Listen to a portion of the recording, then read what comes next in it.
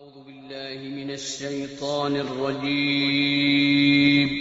پناہ مانگتا ہوں میں اللہ کی شیطان مردود سے۔ بسم الله الرحمن الرحيم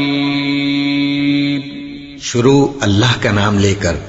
جو بڑا مہربان نہایت رحم والا ہے۔ أعوذ بالله من الشيطان الرجيم بسم الله الرحمن الرحيم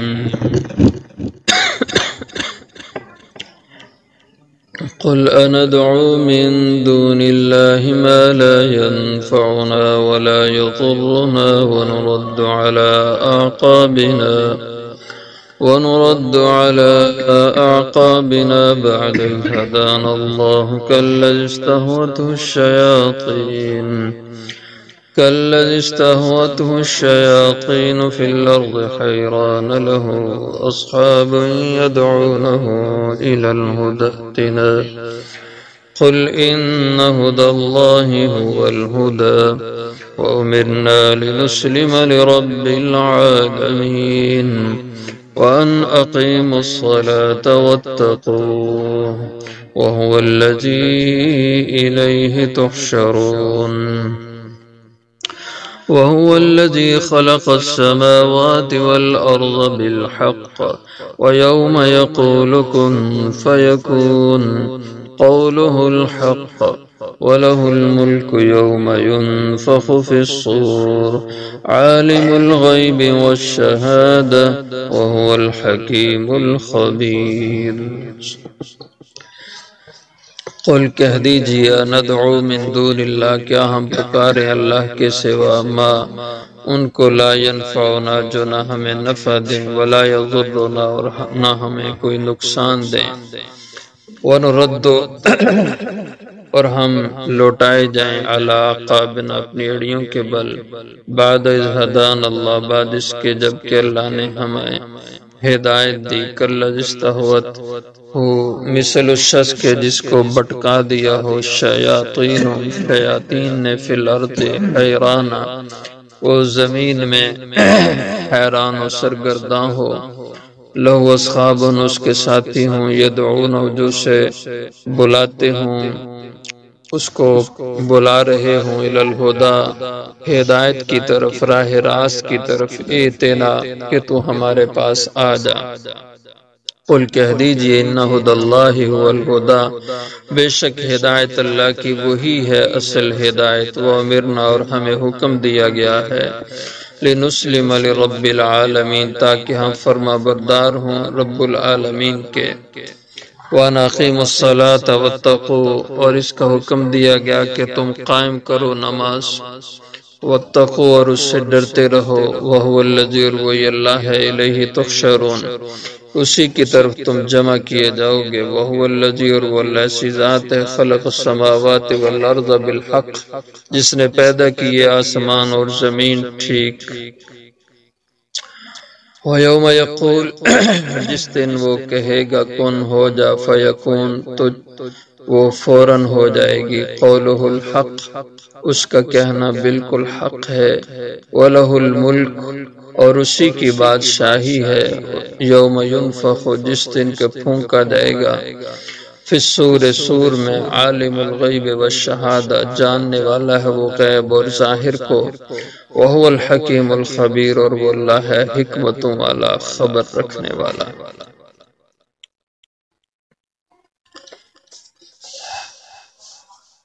اہل عرب مشرکین کو حضور صلی اللہ علیہ وسلم کی توحید کی دعوت بھلی نہیں لگتی تھی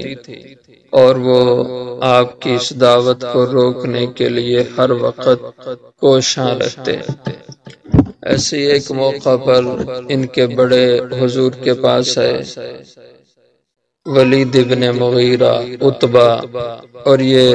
مکہ کے لوگوں میں بڑے امیر مالدار تھے۔ ولید ابن مغیرہ بہت دولت مند آدمی تھا، عتبہ یہ بھی بڑا آدمی تھا، اس کی اولاد بڑی بھلی صورت والی تھی۔ تو یہ دونوں حضور کے پاس آئے، ولید نے کہا میرے پاس دولت کی کمی نہیں، جتنی دولت کہیں آپ، ہم آپ کو دولت دے دیں گے، لیکن یہ فتنہ چھوڑ دو، یہ جو تم فتنہ پھیلا رہے اس کو چھوڑ دو۔ اور ہم ایک بات پر اتفاق کر لیں، تم ہمارے معبودوں کی عبادت کرو، ہم تمہارے معبودوں کی عبادت کریں، اتفاق کی صورت پیدا کر لو، جتنا پیسہ کہتے ہو میں تمہیں دے دیتا ہوں۔ اور عتبہ نے کہا کہ میری بیٹیاں مکہ میں سب سے خوبصورت ہیں، اگر تم ہمارے معبودوں کو برا کہنا چھوڑ دو، ہمارے ساتھ کمپرومائز کر لو، تو میں اپنی بیٹیوں میں جس کا چاہو تمہیں رشتہ دے دوں گا، وہ نکاح میں تمہارے دے دوں گا۔ آپ صلی اللہ علیہ وسلم نے اس کا جواب نفی میں دیا کہ بھائی میں تو اللہ کے حکم کا پابند ہوں،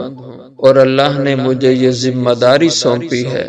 میں اللہ کا پیغمبر ہوں، کوئی دنیا دار آدمی نہیں ہوں کہ تم سے پیسے لے کر، عورت لے کر میں اپنا کام چھوڑ دوں۔ مجھے تو اللہ نے پیغمبر بنا کے بھیجا ہے، اور میں تو اللہ کے حکم پہ ہی چلوں گا۔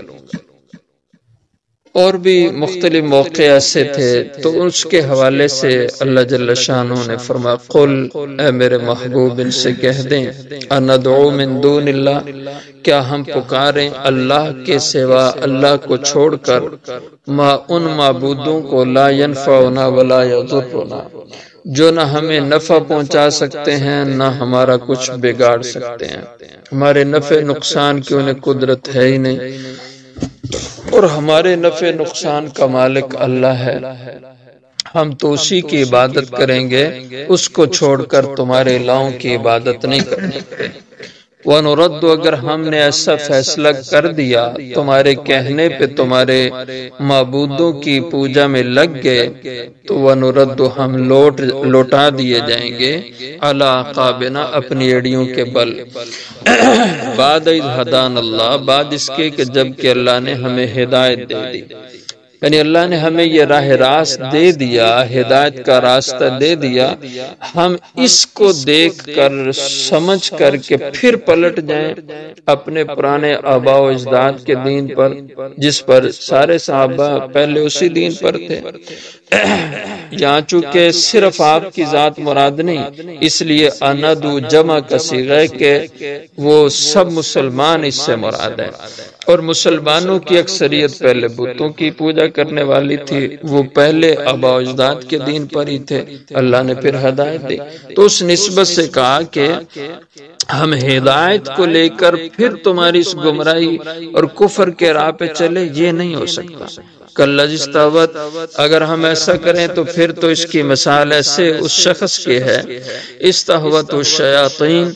کہ جس کو بھٹکا دیا ہو شیاطین جنات نے، فی الارض حیرانا، وہ زمین میں جنگل میں حیرانا سرگرداں حیران ہو، لہو اصحاب، اس کے ساتھی ہوں، یدعونہ، جو اسے پکار رہے ہوں، اس کو بلا رہے ہوں، الی الہدی، راہ راست کی طرف، اتنا، وہ اسے کہہ رہے ہوں کہ تو آ جا ہمارے پاس اور اس بہکاوے سے نکلا، لیکن وہ اس کی بات نہ سنے، اسے ہوش و حواس ہی نہ ہو شیاطین اور جنات کے بھٹکانے سے۔ تو اسی طرح ہم ہدایت پر آ گئے ہیں اور ہم اس راستے پہ چل رہے ہیں، اور ہمیں اللہ کے پیغمبر اس کی طرف بلاتے ہیں، تو ہم اب آپ کو چھوڑ کر اس گناہ اور کفر کی راہ کو اختیار کر لیں، یہ نہیں ہو سکتا۔ اگر ہم کریں گے تو ہماری مثال اس آدمی کی ہے جو کہ اس کو وہ راستہ بھول کے جنگل کی طرف گیا، اور شیاطین نے اس کو جنگل میں بھٹکا دیا، اب اس کو ساتھی سیدھے راہ کی طرف بلاتے ہیں، لیکن جنات نے اس کے دماغ کو ایسا معوف بدحواس کر دیا، وہ اپنی ساتھیوں کی آواز ہی نہیں سنتا۔ تو فرمایا کہ اس طریقے سے ہم کبھی بھی اب یہ راستہ نہیں چھوڑ سکتے۔ تو یہاں شیاطین سے مراد سرکش جنات ہیں، اور فی الارض سے مراد جنگل ہے، جنگلوں میں جو انسانوں کو بھٹکا دیتے ہیں۔ تو جنات چونکہ انسان کے اوپر اثر انداز ہوتے ہیں، انسان میں داخل ہو کر اس کو تنگ کرتے ہیں، پریشان کرتے ہیں، اس کے جسم کے اعضاء کو متاثر کر سکتے ہیں۔ یہ ان کو اللہ نے اتنی کوئی قدرت دی ہے، لیکن یہ نہیں کہ ہر آدمی کے ساتھ ہی جن ہو جائیں، جیسے آج ہمارے ہوتا ہے۔ ہر آدمی یہ سمجھتا ہے مجھ پہ جنات کے اثرات ہے، اور کچھ کاروباری عاملین کا طبقہ ہے، وہ جو ان کے پاس جاتا ہے تو کہتے ہیں تجھے جنات پڑے، تجھ پہ سایہ، تجھے آسیب ہے، فلاں فلاں، اور لیکن ایسا نہیں ہے کہ ہر آدمی کو یہ مسئلہ ہو، کچھ کو ہو سکتا ہے، اور جنات کا کسی انسان کو متاثر کرنا یہ بالکل برحق بات ہے۔ اور جو اکثریت میں یہ ساری خرافات ہیں، لوگوں کا وہم ہے، اور یہ جو خرافات ہیں، یہ لفظ خرافات بھی اسی چیز سے نکلا ہے، یہ جنات کے حوالے سے۔ اس کے بارے میں ایک روایت ہے، حضرت عائشہ صدیقہ رضی اللہ عنہا نے ایک دفعہ ایسے باتوں میں کسی بات کے بارے میں حضور کے سامنے کہا کہ یہ حدیث خرافہ ہے۔ تو آپ نے فرمایا عائشہ پتہ ہے حدیث خرافہ کس کو کہتے ہیں؟ تو فرمانے لگیں کہ ہم نے بڑوں سے سنا ہے کہ جو آدمی ایسی بے کی باتیں کریں، جو باتیں کسی کی سمجھ میں نہ آتی ہوں، تو اس کو حدیث خرافہ کہتے ہیں۔ تو آپ صلی اللہ علیہ وسلم نے فرمایا کہ ہاں ایسے ہی ہے، یہ خرافہ ایک آدمی کا نام تھا، اسم رجل، خرافہ ایک آدمی کا نام تھا، اور اس آدمی کو شیاطین نے اٹھا لیا، اور شیاطین جنات اٹھا کر اس کو جنگل میں لے گئے، اور کئی سال تک جنات نے اس کو اپنے پاس رکھا، اور جب وہ واپس اپنے گھر میں جنات نے اس کو چھوڑا تو وہ آیا۔ اب وہ لوگوں میں جب باتیں کرتا تو کسی کی سمجھ میں اس کی باتیں نہیں آتی تھی، تو اس سے یہ محاورہ پڑ گیا کہ یہ تو خرافہ جیسی بات ہے، کہ جیسے خرافہ کی بات کی نہ کوئی ابتدا نہ انتہا، اور اس کی بات کوئی آدمی سمجھ ہی نہیں سکتا، اس خرافہ کی ایسی حالت ہو گئی تھی۔ تو اس سے محاورہ بن گیا کہ اس آدمی کی بات تو خرافہ کی بات جیسی ہے، تو اسی سے یہ محاورہ بن گیا کہ یہ خرافات ہیں، یعنی جو باتیں ان کا نہ کوئی سرا ہو نہ پاؤں ہو، اور بے مقصدی فضول باتیں اور نہ سمجھ آنے والی باتیں، ان پر پھر محاورتاً خرافات کا لفظ بولا جانے لگا۔ یہ دراصل حضور نے فرمایا کہ اس خرافہ آدمی کی نسبت سے یہ محاورہ بن گیا۔ تو یہ اکثریت میں تو یہ خرافات ہیں، باقی حقیقت ہے اور وہ محدود ہے، بہت تھوڑی ہے۔ آگے فرمائے کہ قُلْ إِنَّ هُدَى اللَّهِ وَالْهُدَى، کہہ دیجئے بے شک اللہ کی ہدایت ہی اصل ہدایت ہے۔ وَأُمِرْنَا لِنُسْلِمَ لِرَبِّ الْعَالَمِينَ، جب اللہ نے ہمیں وہ ہدایت دے دی ہے، اب ہم اس کو چھوڑ کیسے دیں؟ وَأُمِرْنَا، اور ہمیں تو پابند کیا گیا، اللہ کی طرف سے حکم دیا گیا، لِنُسْلِمَ، کہ ہم تابع فرما بردار ہوں اس کے، رب العالمین، جو پروردگار ہے سب جہانوں کا۔ وَأَنْ الصَّلَاةَ، اور ہمیں یہ حکم دیا گیا کہ تم نماز کو قائم رکھو، نماز کی پابندی کرو، واتقوا، اور اس اللہ سے ڈرتے رہو، ہم تو اس پہ پابند ہیں۔ وَهُوَ الَّذِي إِلَيْهِ تُحْشَرُونَ، اور وہ اللہ وہ ذات ہے کہ اسی کی طرف تم سب کو جمع کیا جانا ہے، اور وہ تمہارا حساب لینا ہے اس نے۔ وَهُوَ الَّذِي خَلَقَ السَّمَاوَاتِ وَالْأَرْضَ بِالْحَقِّ، اور وہ اللہ وہ ذات ہے جس نے پیدا کیا آسمان اور زمین بالحق، حق کے ساتھ۔ یہ ایسے فضول بیکار نہیں بنا دیے، بلکہ ان کو حق پر اللہ نے با مقصد حکمتوں سے بھرپور ان کی تخلیق فرمائی ہے۔ جیسے دوسری آیت میں فرما فَحَسِبْتُمْ أَنَّمَا خَلَقْنَاكُمْ عَبَثًا، کیا تم یہ سمجھتے ہو کہ یہ سب کچھ اور تمہیں اللہ نے ایسے بیکار بنا دیا، بے مقصد بنا دیا؟ نہیں، ہر چیز کی تخلیق میں اللہ کی حکمتیں۔ وَيَوْمَ يَقُولُ، اور جس دن اللہ کہیں گے کن، چیزوں سے مخلوقات سے کہیں گے ہو جا، فَيَكُونُ، وہ فوراً ہو جائیں گی، یعنی سب مٹ چکے ہوں گے، انسان مٹی میں مل چکے ہوں گے، اللہ کے حکم سے وہ پھر کھڑے۔ قَوْلُهُ الحق، اللہ کی بات برحق ہے، وَلَهُ الْمُلْكُ، اور اسی کی بادشاہی ہوگی، یوم ينفخ فی الصور، آج بھی اسی کی بادشاہی، اس دن بھی اللہ کی بادشاہی ہوگی، یوم ينفخ فی الصور، جب پھونکا جائے گا سور میں۔ عالم الغیب والشہادہ، وہ اللہ جاننے والے ہیں غیب اور ظاہر کو۔ غیب ہماری نسبت سے، اللہ کے لیے تو کوئی غیب نہیں ہے، انسانوں کی نسبت جو چیزیں غیب میں ہیں ان کے بارے میں کہا اللہ وہ سب کچھ جانتے ہیں جو تمہارے سامنے غیب ہے اور جو تمہارے سامنے ظاہر ہے، سب اللہ جانتے ہیں۔ وہ الحکیم الخبیر، اور وہ اللہ ہیں حکمتوں والے، خبر رکھنے والے۔